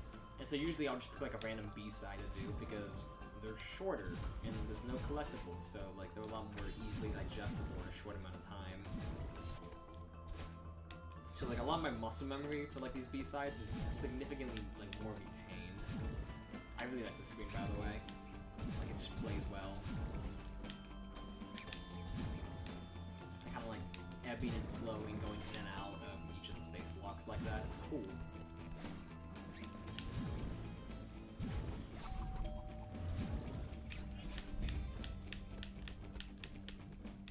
Last screen, make it a good one. Dude, we are just shredding these B-sides. Oh, I nearly killed myself there. That would have been embarrassing. And we're done. This is like my favorite, one of these, like, whoops, my messed it up. Oh, I'm doing the cool thing here. This is like my favorite, like, Mario-esque beat blocks screen in the game. No obstacles, no way to die. There's not even, like, any pink blocks. It's just one color. It's just a matter of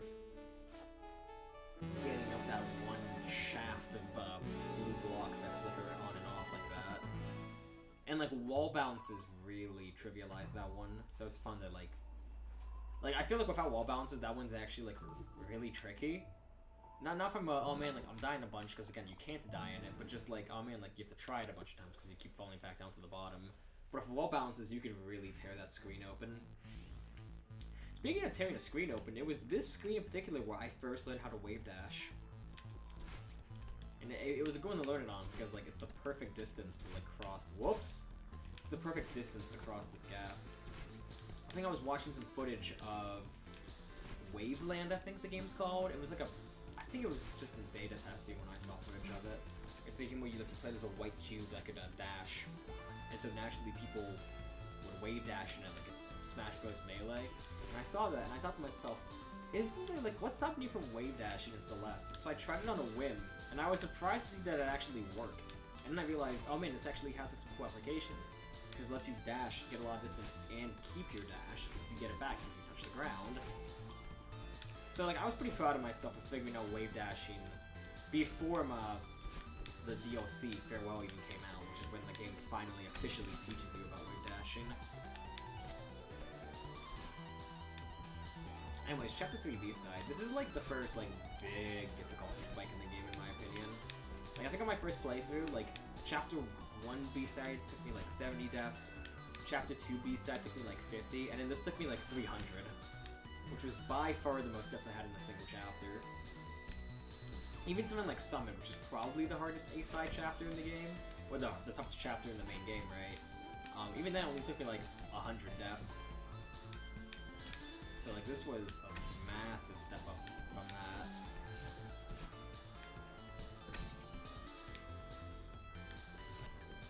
And, well, from what I understand, it's not an uncommon thought. A lot of people think this is like when the game finally starts to like this is the chapter where the game just like it pulls off the training wheels and says, "Oh man, like you thought you were good at this game. That's awfully cute," and then they just like punch you in the dick. No mercy. Also, this music, Good Karma, unbelievably hard remix.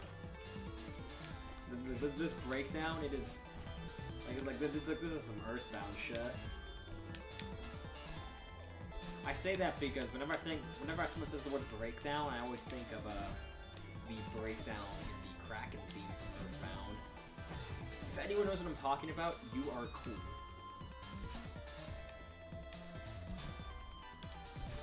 I remember when I was doing Goldberry runs, this was the one that took me the longest, I think. Like, even compared to chapters 4 and 5, which are, goddamn it, even compared to like chapters 4 and 5 B-side, which are both like, you know, they come later in the game, you think they'd be harder. I did this one so much faster. Like, I was stuck on this, like, Deathless run for like, at least a month. Probably longer. I like this screen a lot. I think it plays really well. Just like the bouncing back and forth between the walls like that, while dodging the best bunnies, it just feels good to play. Speaking of good to play, this room is just smooth as ice. Remember, I said earlier, there's a lot of screens like this in Chapter 3, but the dust bunnies kind of slide up and down with these thin spires, and it's really good for wall bounces in particular.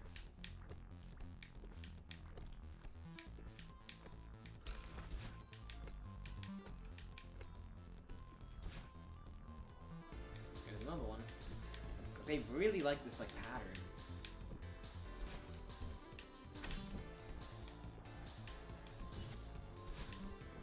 Oh, that was close. This is also. Oh wait, I thought that was the end. I'm stupid. I don't even remember how these chapters go. Big fan. Yeah, here's the last screen before the presidential suite, or the analog to the presidential suite in the B-side. Oh, make it nice. Yeah, this room. Go up on the roof and rematch.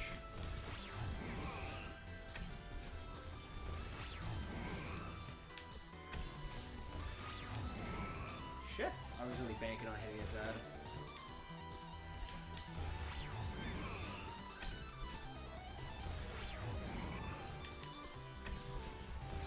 There we go. I'm good at this game, I swear. I could beat Farewell in under 30 minutes. Isn't that cool? Again, the world record's probably like 7. Here I am bragging about my 29-minute time.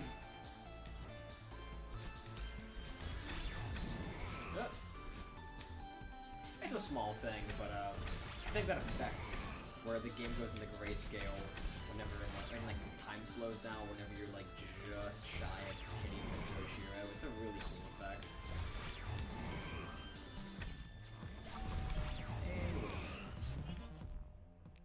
Once again, pretty good time. Like, these B-side runs are going very well.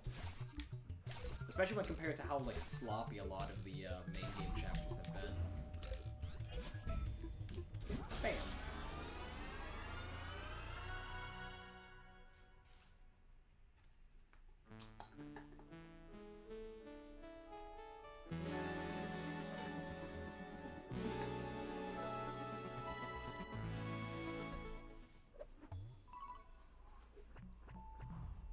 Not bad.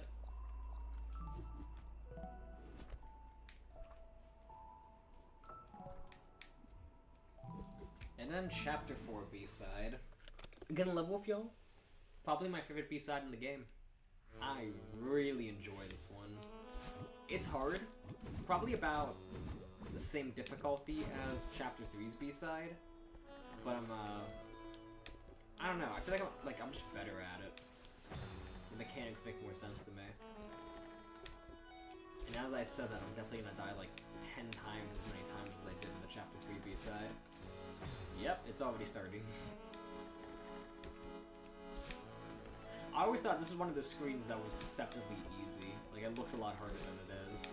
Like, that jump right there is probably the hardest part, and even then, it's a lot more forgiving than it looks.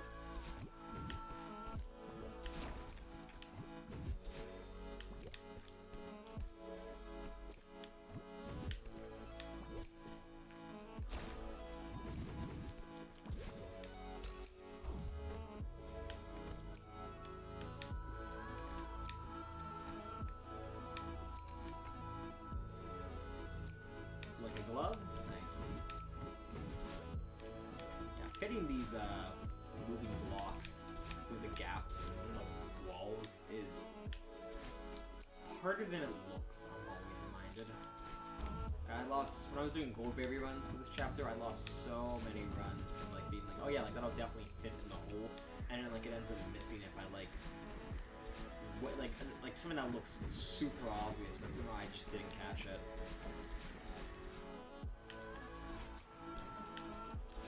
Whoops, salvageable? I don't think so. Oh, I'm insane. This screen's like the first, like, monster screen in this chapter. I remember my first playthrough, I was stuck here for a very long time. And like when I was doing Goldberry runs, like, my metric, are you kidding me? Did I really just mess that up? My metric for like doing well in this chapter was being able to get through this screen in particular. Like this was the run killer for the Goldberry runs.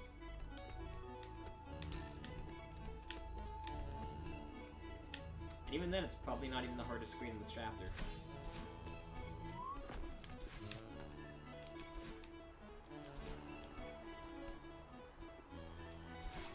Also, while we're at it, of course, again, amazing remix by Love of a Ghost. Dude, like, I always felt, like, weirdly, like... I don't know how to... What's the right word here? Like, In Love of a Ghost was the only one of these musicians that I was aware of before playing this game. So it felt cool to see their name pop up.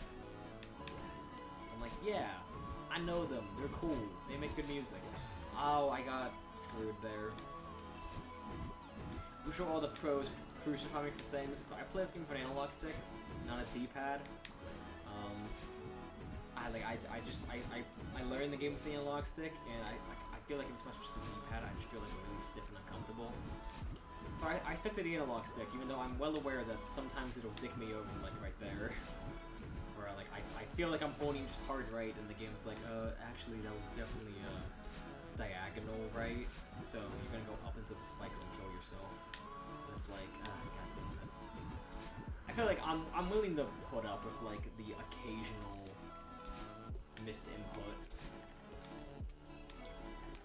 if it means I get the comfort of getting to play with the unlock stick, because I find I get wrong inputs very infrequently. It's probably like once every like thousands of deaths.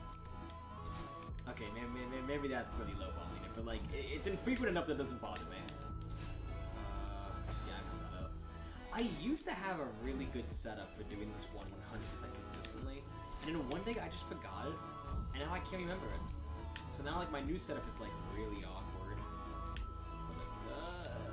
We got it. Like that just doesn't feel comfortable. Like the other one I had was like, it was so like free and like just like easy to execute. I could probably do it with my eyes closed. And then one day I just forgot how to do it.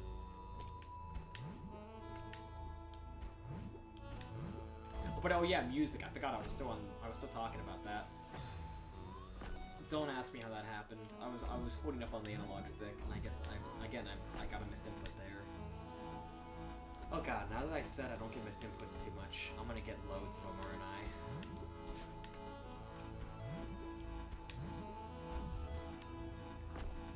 Yeah, I never got to finish that thought about the music. This music kind of reminds me of Pokemon Mystery Dungeon music, especially in like Red and Blue Rescue Team.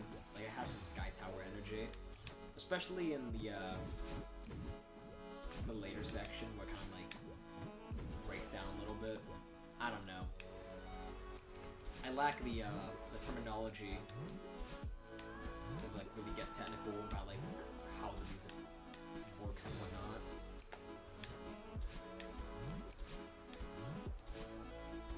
I really like the wind in this screen. Like it's just powerful enough that like you feel it when you're going with it, and that like it kind of like pushes you back when you're going against it. But like it's not like so overpowering that like it feels frustrating. Like it's a good weighty wind, I guess. Anyways, remember when I said I'm Chapter 3, the last screen of the main game was like the hardest screen in the game for some time. This is probably the screen that trumps it in my opinion. This screen is absolutely brutal to first timers. Feels good to be able to do it now without breaking too much of a sweat, but yeah, I probably died at least like 30 times my first playthrough on this screen. It is brutal. And yeah, I'm sure some chuckle fucks would be like, oh, you said, like, you know, Chapter 3, that screen's the hardest screen in the game for some time, and this is only one chapter later. But I'm like, I don't know, like, I feel like it's, maybe I just think this way because I played the game like this on my first playthrough, but I feel like a lot of people, they don't play the B-sides until after they complete the main game. Which in that case, like, you know, that screen won't actually come up for a long time. Anyway, some bad design here. I don't like how the wind just abruptly stops with no warning. Feels a little mean, but whatever.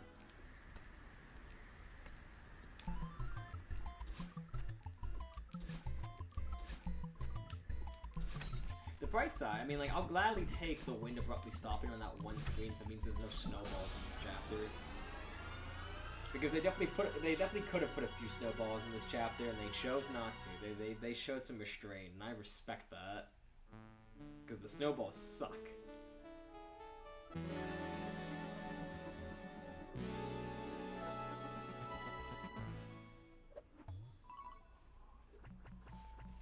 Yeah, 11 deaths. That's like 11 too many. Nah, be proud of your death count. Follow the game's advice. So I guess that's like roughly, like, technically speaking, that's like, no, that's like probably like a third of the way through the game, because the first 4 chapters are much shorter than the last 4. And if we're counting Farewell as chapter 9, then like, yeah, like Farewell alone is like a good 10% of this game. But in the meantime, do I keep going? Like I was expecting this to be like a marathon of a stream, like 4 hours, beat the entire game in a single session. But like I'm just like not mentally there, it feels like.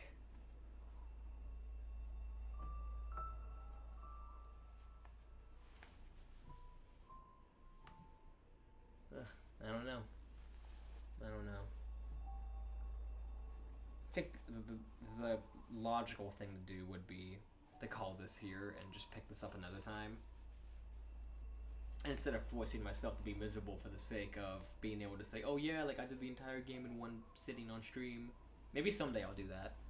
But I don't think tonight's that night. So my fault, y'all. It's all 2 people.